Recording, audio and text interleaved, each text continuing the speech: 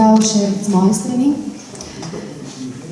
Torej, če je bil prvi del namenjen nekemu takemu umetnostnem pregledu avtorja Franceta Ahčina, bo drugi del namenjen predvsem predstavitvi družine, njihovih spominov in njihovih pogledov na njegov ustvarjalni svet ali pa tudi svet družine.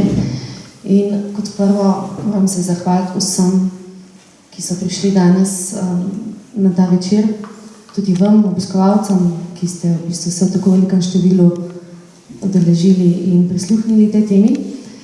Seveda pa ne smem tudi pozabiti omeniti, da po zaslugi družine in tudi gospe dr. Irene tega gradiva, ki ga imamo vključenega v stalno razstavo Menačekove domačije, ne bi bilo.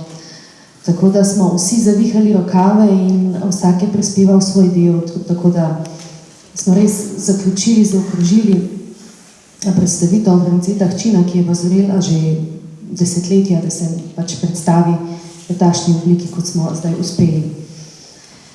In da ne bom predolga, kar pričnemo s predstavitvijo.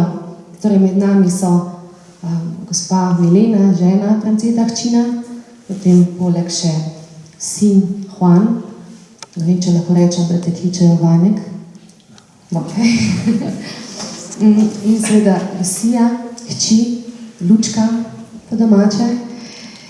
In za tak hiter vod predstavitev ne samo povem, da gospa Milena, rojena v Mariboru, je prišla v Argentino že pred 50 leti in se v zadnjem času potem vrnila v Slovenijo. In seveda, poleg tega, da je žena Franceta Ahčina, kot smo že velikokrat povedali, pa je tudi profesorica slovenščine in v Argentini je bila dolgoletna sodelavka slovenske kulturne akcije, poučevala je slovenščino in pomagala tudi pri razstavah svojega moža. In gospa Milena, za prvo vprašanje bi takole vam postavila, torej v Argentino ste prišla konec 50 let kot Milena Jerebič, a sem prav naslovila? No? In kako bi opisali vašo prvo srečanje s možem Francetom Ahčinom, bodočim možem? Prvič sem ga videla na razstavi. Ko sem prišla, so me peljali prijatelji na razstavo in tam sem se spoznala z avtorjem. To je bilo prvo srečanje v družbi z drugimi nekdanjimi sošolci in prijatelji. Ne?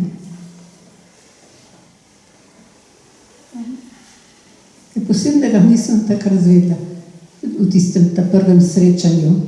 Potem smo se zmenili za izlet v Delto. Na tistem izletu smo v glavnem prepevali, ne? To je bilo naše glavno delo. In potem smo se počasi spoznavali. Smo se obiskovali na domovih, smo skupaj hodili na sestanke kulturne akcije, kar je bilo zelo važno. In smo tudi objavljali programe svoje in pa leposlovne in kulturne take zanimivosti. In Slovenci v Argentini se redno sestajajo. Ni nobenega konca tedna, da se ne bi nekje združili. Ali so to verske pobožnosti, ali so športna tekmovanja. Nikdar ne dobiš Slovenca, ki v soboto ni nekam šel. Nekje je bil, ali šel fuzbal troč, ali šel pet pri pevski zbor Galus je vodil dr. Julij Saveli, ne vem, če ga je kdo poznal. Torej, tudi cerkve so bile zelo polne. Če si šel takrat, ko bi se morala maša začeti, si moral na stopnicah stati, ker je bila taka stiska za prostor. Ne tako kot tukaj lahko sediš, lahko ležiš pri maši, da tam noben odrival. Tam pa, če prideš točno, ko se mača začenja, se boš prav stiskal tam nekje pri vhodu. Tudi druge prireditve so polno zasedene. Kulturna akcija je imela vsakih 14 dni kakšno predavanje in čisto gotovo je zmanjkalo stolov. To sploh ni bilo govora, da bi bil kakšen stol prazen. Športne prireditve so bile tudi zelo važne.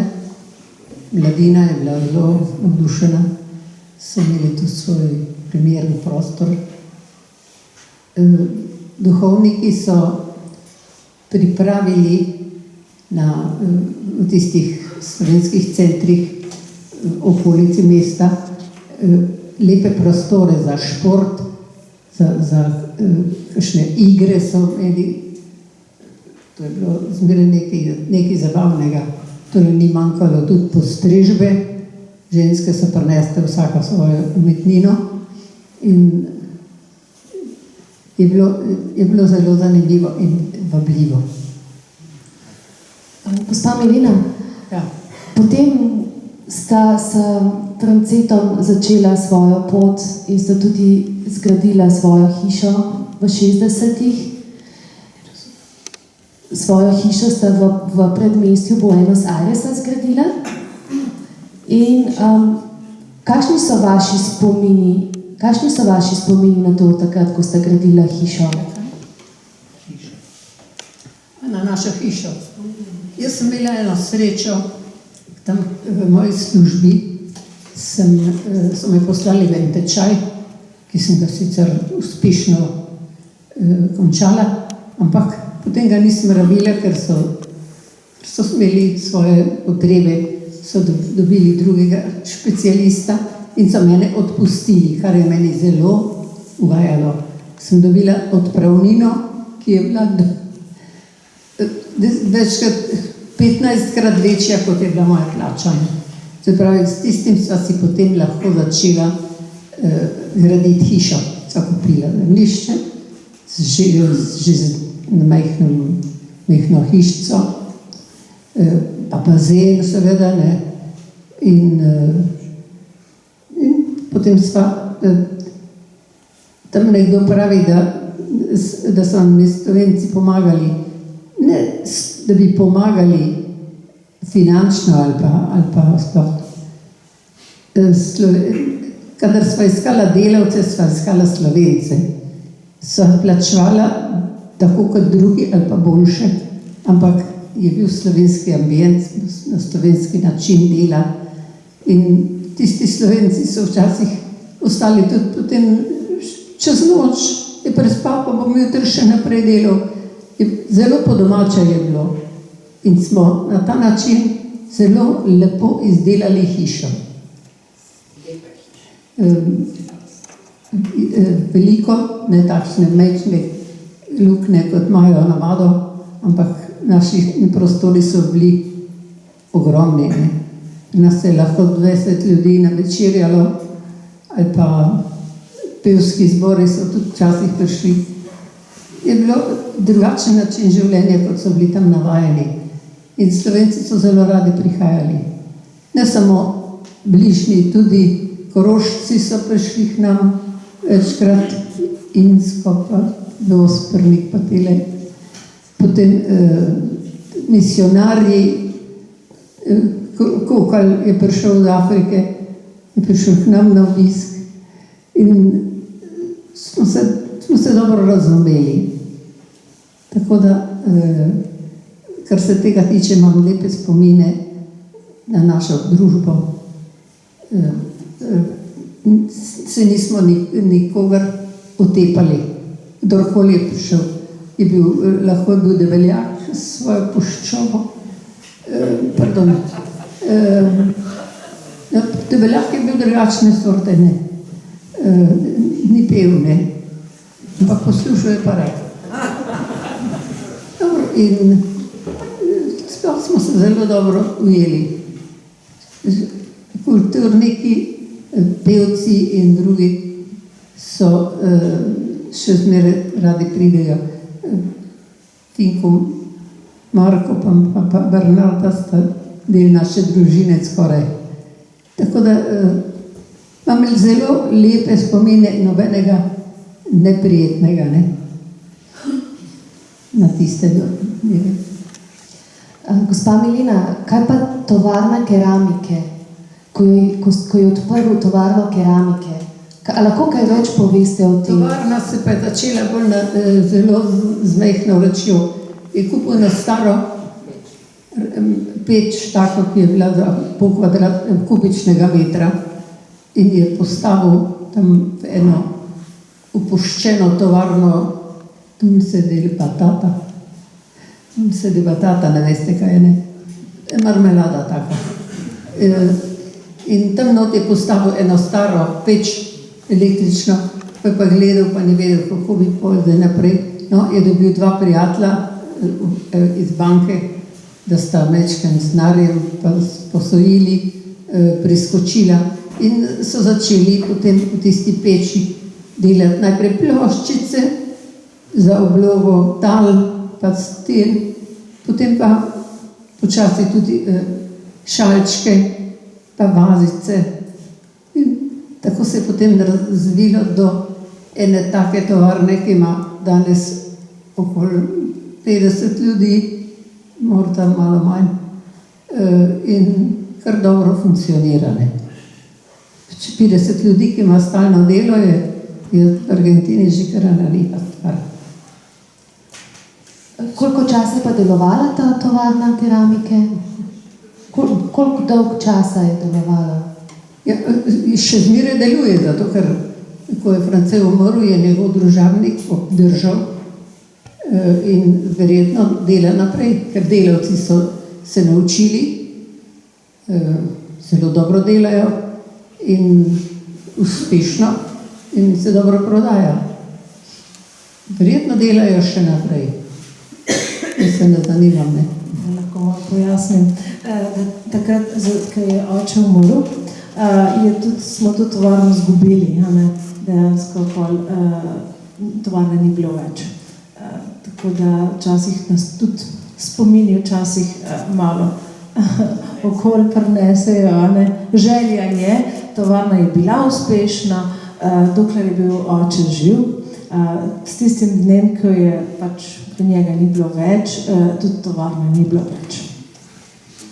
No, pa kar izkoristim to priložnost, torej, ko si se oglasila, Lucija Lučka, torej, da še predstavim tebe. Torej, Lucija Ahčin-Bavdek, diplomirana profesorica angleščine. V Slovenijo si se preselila leta 2005 in danes si mati dvema punčkama in tudi vodiš jezikovne tečaje španščine in angleščine. In naj še tebe sedaj vprašam, postavim naslednjo vprašanje. In sicer, kakšni so tvoji spomini na očeta? Kako bi ga značajsko opisala? No, moji prvi spomini na očeta so mogoče tisti večeri, ki smo jih preživeli ob kaminu, odprtem ognju. Nismo imeli televizije, to načrtno, tako da smo se igrali kakšen šah ali smo kaj na kitaro igrali, pa kaj peli, se kaj pogovarjali. Drugače spomini so, da je oče bil zelo dosti odsoten, čeprav je bil doma v delavnici po službi, ampak je pač kiparil in ga nismo smeli preveč motiti, kar je pač ustvaril, smo pa lahko bili zraven, lahko smo pač vse ga spremljali in videli. Vedno smo bili skupaj, ni bilo, da bi mi otroci bili pri kakšni varuški, če so starši kaj delali, tako da sva oba vedno sodelovala v svojih močeh pri vseh razstavah, pri vseh pač teh, ki je bilo treba nesti te škatle v avto in pecivo peči in te zadeve, smo vedno bili skupaj zraven in tudi šli na vse razstave, prireditve in tako dalje. Kot imamo v spominu, si tudi razlagala, da je bila vaša hiša izredno posebna, na vsakem kotičku je bil kakšen kip očetov in da si tudi sama sodelovala kot model, da se je... Ja, oče je bil zelo družaben človek, to je absolutno, kot je tudi gospa Irene omenila, čisto vsak dan je bil kdo na obisku, ne? Različni pač ljudje, če ni bilo nekoga, pa je nekoga pač poklical, da je prišel. In potem s časom se je tudi ustvarila neka popoldanska umetniška šola pri nas doma in sicer slikarstva, predvsem portretov. Oče je v tem obdobju, ko sem ga jaz poznala kot otrok, je zelo rad portretiral. Zelo rad si je sam zbral, koga bo portretiral. Včasih je kdo tudi naročil kakšen portret, kot kakšno darilo ali pa če je bila kakšna osebnost. Vendar se spomnim, da včasih tarnal, tega obraza pa res ne morem, ne? Da je bilo včasih težko. Ne da bi bili lepi obrazi, ampak zanimivi obrazi. Mogoče starejše osebe so bile tako zanimive za pač portretirati. In kot sem prej omenila, je s časom je pač se formirala ta šola slikarstva in smo ob sobotah popoldne pri nas pač so prišli različni slikarji in so se izpopolnjevali v portretih in seveda, če je zmanjkalo modelov, smo morali tudi domači sodelovati. In so tudi včasih so tudi kiparili. Ja, tako da smo kar sodelovali. Ja, v bistvu imamo na stalni razstavi v Menačankovi domačiji tudi vajin portret, ne, vsak posebej. Če zdaj dam tebi še besedo, Juan, kot najstarejši brat ali pa sin. In Juan, ti si pa v bistvu prišel v Slovenijo leta 2003 in po izobrazbi kadrovski menedžer in oče 3 otrok. In sam si zapisal, ko smo se pogovarjala, kako bi lahko kaj več sebe opisal, da si v bistvu podedoval njegove ročne spretnosti, iznajdljivost, pa tudi naravo, glasbo, fotografijo. Torej, kako bi rekel, so tvoji spomini na očeta? Kako bi v bistvu tudi opisal njegovo kiparstvo? Ja, jaz se ga spominjam kot resnega človeka. Je bil kot oče, predvsem v otroštvu, ko sem bil mlajši, ko sem bil majhen, je bil precej strog. Tako mi je ostal v spominu. Drugače sem ga pa veliko spremljal, ko je kaj delal, pri domačih opravilih na vrtu, tudi v tovarni, keramični tovarni sem ga veliko opazoval, včasih pomagal, če se je dalo. Od njega sem pridobil te ročne spretnosti.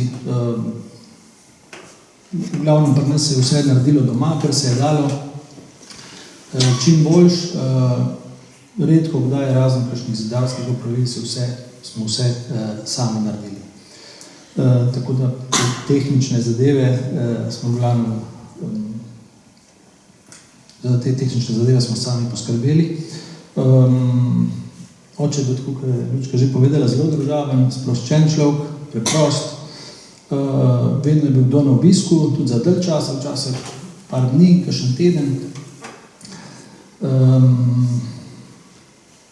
Je bil rad z ljudmi, ampak drugače pa doma je bil pa predvsem v delavnici. Veliko, ogromno je delal, v glavnem skulpture in tudi druge zadeve. Veliko je delal z lesom. Je bilo doma ogromno orodja, tako da ni bilo dolgčas.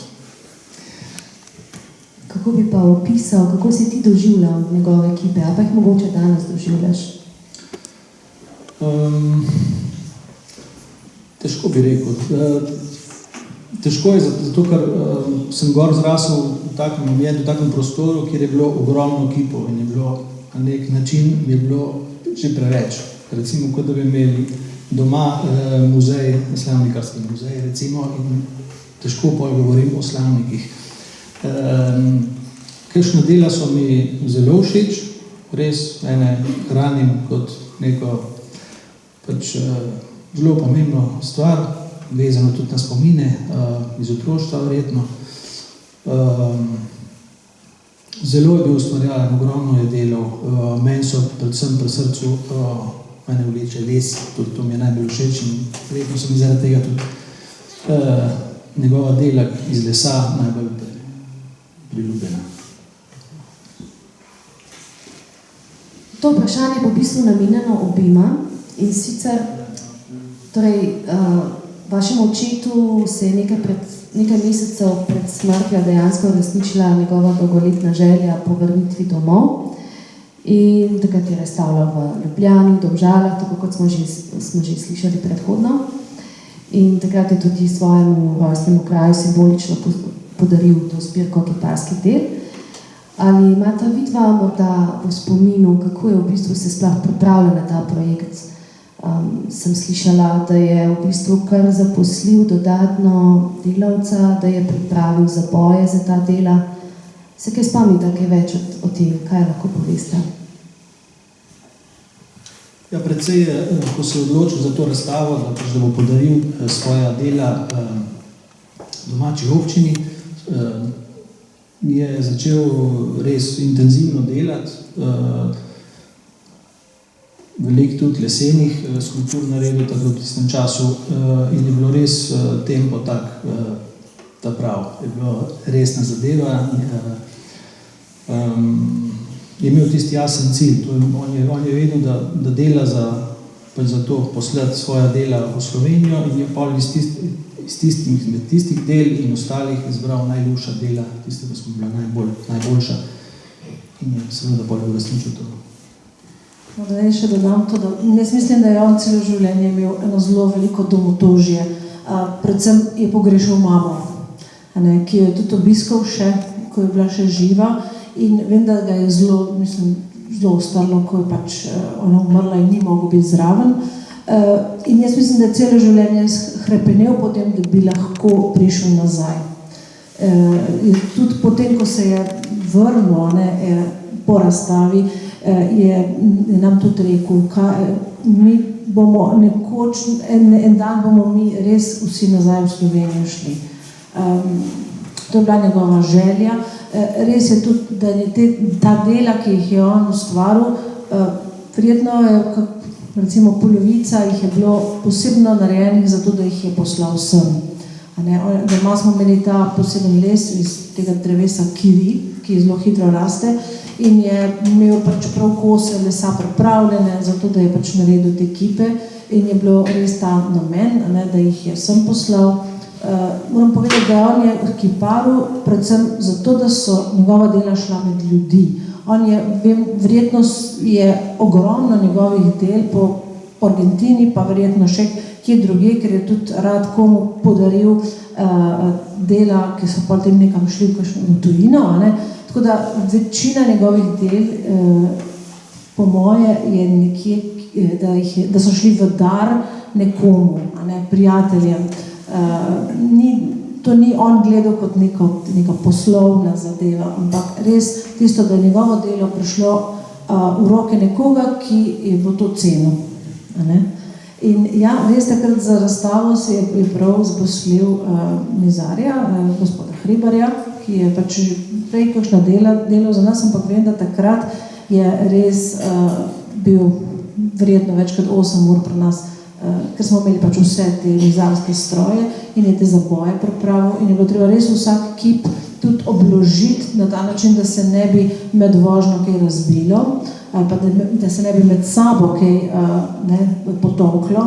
Tako da je tudi vedel, da tudi če bi moral pol te ekipe nazaj v Argentino poslati, bi bilo nemogoče. Praktično bi vedel, da bi se stvari tudi razbile po poti nazaj. Tudi birokracija bi bila zelo komplicirana, če bi hotel te ekipe nazaj poslati. In konec koncev njegova želja je, da je to v domačem kraju. Ni vedel, v kateri obliki, kje bo točno to ostalo, ampak vedel je, da bo med domačimi ljudmi. Tako, a bi želela morda še?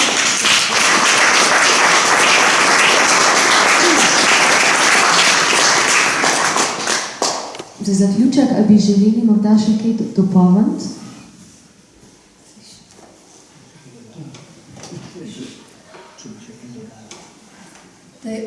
Je odkril oziroma našel eno drevo, kiri, ki ima posebno lastnost, dokler je sveža, se obdeluje kot vosek z lahkoto, ko pa se posuši, je pa tako trdak kot kamen in trajna. Ne? To je zelo velika pridobitev za enega kiparja. Ne? Z lahkoto napravi, potem pa ostane večno. To je, za mene je to nekaj zelo važnega. Ne? Kiri. In pri nas smo ga na vrtu, jaz sem ga posadila v škatle in smo imeli za nasaditi. Ker smo kupili tudi v Delti eno zemljišče, precej veliko zemljišče in tam smo nameravali napraviti prav gozd tega kirija. Ne vem, katero delo je tukaj narejeno iz tega lesa, bi bilo zelo lepo zanimivo opazovati, kako se vede, kakšni so ti izdelki čez leta, če je res tako trdno, kot smo mi pričakovali. Ne?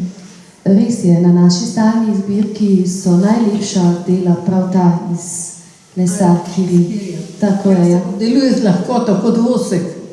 Krasno. Potem pa ostane, ko se posuši, je pa trd. To je krasno za kiparja.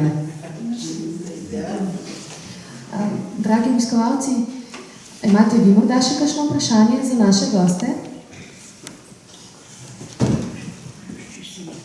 Je kakšno vprašanje? Če ne bom jaz izvala, mogoče tamle, da že skozi gledam. Mislim, da Pavle Pevec bi vse lahko danes kakšno povedal, ker se mi zdi, da je bil zelo pomemben člen takrat, ko je pripravljal to razstavo o Francetu Ahčinu v Domžalah. Evo, Pavle, prid pa kaj povej za zgodovino še. Mislim, da smo ostali že nekaj stvari pozabili, ti pa vem, da si zelo, kar se tega tiče, natančen. Izvoli. Pa mogoče tukaj prid. Hvala lepa. No, seveda, vse, kar je bilo teh operativnih zadev, sva se predvsem preko izseljenske matice, pa tudi preko njega sva se potem dogovarjala. Veliko sva se pogovarjala, meni je bilo posebej zanimivo, tudi ta les, recimo, je izredno težek. To je zanimivo, ko sem en kip hotel dvigati, pa mi skoraj z roke padel, to težek. Pričakoval sem mnogo lažjega. Bolj me je bilo zanimivo tudi njegov odnos do družine tukaj. Spominjam se, da sva se enkrat z njegovim bratom dobila prav prvič, ko je prišel domov. Sem pozabil, pa to na Sveti Trojici ali pa na Krumperku. Sta se prvič srečala, ko je prišel domov. Pa tudi te ekipi je bil problem, kam jih shraniti. V Domžalah sploh nismo imeli nobene deponije. Nismo pravzaprav vedeli, kaj s tem ekipi početi, ko smo jih dobili. Sprejeli smo jih že, ampak kaj pa zdaj? Potem smo v knjižnici na Postrešju naredili deponijo. Stari knjižnici, ne? Zdaj v Domžalskem domu? Ja, v Domžalskem domu smo naredili deponijo na Postrešju, pa smo jih shranili v upanju na boljše čase. Če se ne motim, je tudi en kip poklonil Vatikanu. Saj, komu? Ali pa je želel, da bi prišlo tja? Od te zbirke nisem naredil. Ne v te zbirke, ampak istočasno kot nam je še tja poslal mesec. V Slovenskem zavodu. Aha, da je bilo to. Tam je kip njegov. Ja, to so take stvari, seveda, ko malo spomin pa že peša, vendar je to nekaj desetletij mimo. Drugače bil pa zelo tak, vsaj jaz ga imam spominu, razgovorljiv gospod, prijazen, vljuden, res, tako da sva kar nekaj krajev, sva tudi v okolice Domžal sva skupaj obiskala, ker avta seveda takrat ni imel, pa sem bil jaz neke vrste njegov tudi šofer. Tako je pač bilo, ampak res malo spomin pa res peša. Pavle, hvala vsem, se te tudi nismo kaj posebej prej pripravili, tako da sem vesela, da nisi odklonil ti še tegale svojega sprehoda v preteklost. Evo, zdaj, če ni vprašanj, potem se jaz vsem nocojšnjim gostom v imenu Kulturnega doma Franca Bernika zahvaljujem, da so delili z nami svoje spomine na kiparja Franceta Ahčina, da smo to lahko posneli, da bomo to lahko pripravili tudi na tehnični način v muzeju, in s tem še res naredili po moje en pomemben delček tega, ker bo to ohranjeno in zapisano na takšen način. Danes smo dobili kar nekaj takšnih, bom rekla, popotnic, ki ste nam jih dali tako v razmislek. Jaz upam, da bomo v Domžalah zmogli skupaj še kakšno zadevo. Morda smo danes prav ob tem pogovoru vsi skupaj lahko še bolj začutili, kako pomemben kipar je bil in kakšno dediščino nam je zapustil. In jaz mislim, da smo lahko še bolj veseli, da smo vendarle zdaj vsaj en del tega, poleg tega, da je to v Kulturnem domu, še v njegovi rojstni hiši kot stalno zbirko, kar je pa pomembno, zdaj pripravili za ogled javnosti. In seveda morda pa res je čas še za kakšno monografijo. Bomo videli, bomo seznanili tiste, ki lahko pri tem še kaj prispevajo, pomagajo, dajo kaj zraven in se lotili morda v prihodnjih letih skupaj še kakšnega projekta. Jaz se res vam še enkrat zahvaljujem za to, da ste si vzeli čas, da ste bili z nami in vsem ostalim tudi za vaš obisk. Hvala lepa. Prihodnji mesec lahko morda že napoveva, Katarina, naslednji pogovor bo tudi kar zanimiv. Tu v muzeju bo odprta razstava Naše tovarne, naš ponos, ki smo jo pripravili skupaj z vsemi gorenjskimi muzeji in kjer bomo pravzaprav vsaka od občin, od Kamnika, Kranja, Jesenic, Radovljice, Škofja Loka in tako naprej. Vsaka od nas je pripravila nekaj zanimivih zgodovinskih dejstev o tovarnah. Mi smo seveda predstavili univerzale, drugi so vsak svoj ponos, in tako je nastala ta skupna razstava, ki se zdaj seli. Iz Kranja je bila zdaj na Jesenicah, mi smo zdaj že kar drugi. Zraven bomo še pogovor naredili z vsemi temi kustosi, med njimi je bila tudi naša Katarina, ki so seveda to razstavo pripravili in se poglobili v nekoč cvet gorenjskega gospodarstva, tako da včasih res nostalgija nas bo vse najbrž ob tem bo prišla nostalgija, ob firmah, kot so Šešir, Svilanit, Katarina, kjere so še Iskra v Kranju, potem Malmira, Radovljica, kar nekaj res takih in vsi so te izdelke svoje najboljše pripravili. Ta razstava bo tukaj not odprta prihoden mesec. Mi na srečanjih pa bomo pripravili pogovor o tej razstavi in o gorenjski industriji. Tako da, še na to vas vabim že zdajle. Hvala lepa, lahko noč.